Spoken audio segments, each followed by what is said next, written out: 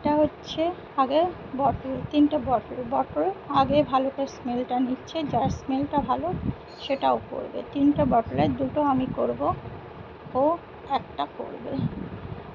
এবার কি করব এটাই দেখা। এটা হচ্ছে গ্লাস পেন্ট করব, আর ও ফেব্রিক দিয়ে করবে। গ্লাস পেন্টটা খুব একটা পছন্দ হলো না, ওর কাছে মনে হলো গ্লাস পেন্টটা একটু পাতলা পাতলা ফিকে টাইপের। আমি 2টো গ্লাস পেন্ট করব, ও করবে পেন্ট। আপনারা দেখুন ভালোভাবে। ও খুব ড্রয়িং করতে ভালোবাসে, আমার সাথ দিতে খুব ভালোবাসে। এই যে আউটলাইনারটা কাটছি, কেটে এটা মুখ এইভাবেই প্যাকিং করা থাকে, 5-7টা কালার একসাথে। বাজারে খুব কম দাম, যে কোনো বই খাতার দোকানে পাওয়া যায় গ্লাস পেন্ট দিয়ে কি করে কাজ করব এটাই দেখাচ্ছি। অনেকে জানেন, যারা জানেন দেখুন, এটা কিন্তু ফেব্রিক কালার, এটা কিন্তু গ্লাস কালার নয়, এটা ফেব্রিক কালার। ও ফেব্রিক কালার দিয়ে করছে, আমি 2টো গ্লাস পেন্ট করব। আমি আগে না কালারটাকে করে নিলাম, দুভাবে আমি করব। কালারটাকে আমি ছোট ছোট করে নাও আমার মতন করে। দেখুন এটা ফ্লাওয়ার তৈরি করছি। এটা আমি কালারটা করে নেওয়ার পরে আমি আউটলাইন দিচ্ছি। আবার আরেকটা যখন করব সেটা আগে আউটলাইন দেব, পরে কালার করব।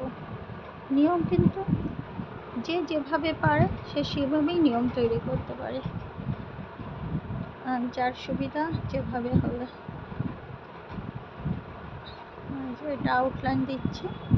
এবার এইটাতে আউটলাইনটা আগে দিয়ে নিলাম, পরে কালার করব। একটু দেখলাম কেমন আগে দিলে কেমন হয়, পরে মনে হলো আউটলাইনটা আগে দিলে কালারটা সুবিধা হয়। এটা সব কালারে এইটা এখন চারিদিক থেকে বেরিয়ে যাচ্ছে, আমাকে আবার দেখাচ্ছে চারিদিক থেকে বেরিয়ে যাচ্ছে।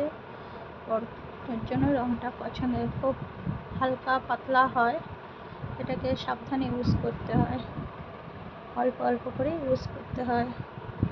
যারা পারবেন একবারের পর দুবারও করতে পারেন। এবার ফেব্রিক কালার দিয়ে একটু আউটলাইন করে নিচ্ছি, কলকা মোটিভ যেটা হয় সেটা।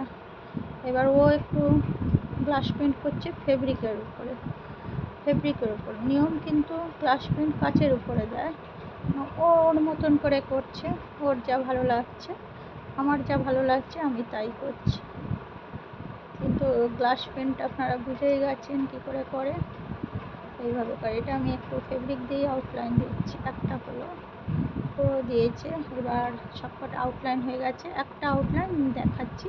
ও তিতলি, ওর ডাক নাম কী করে করছে আউটলাইনটা, শ্রীজয়ী আউটলাইন দিচ্ছে। আমার করতে গিয়ে আমার ক্যামেরাটা আটকে গেছে, আবার অর্ধেক করেছি, বাকিটা আমি দেখাচ্ছি। আমি এবার আউটলাইনটা আগে করে নিচ্ছি,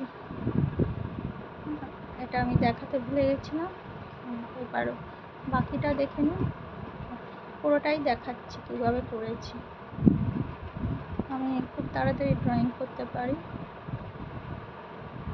যত তাড়াতাড়ি করতে পারি পুরোটাই আপনাদের দেখিয়ে দিচ্ছি।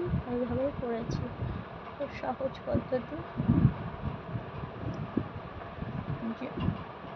খুব ভালো করতে পারি কি না কি জানি না, তবে তাড়াতাড়ি ড্রয়িং করাটাই আমার, যত তাড়াতাড়ি করতে পারি ততই ধীরে করতে পারি না, এই আর কি।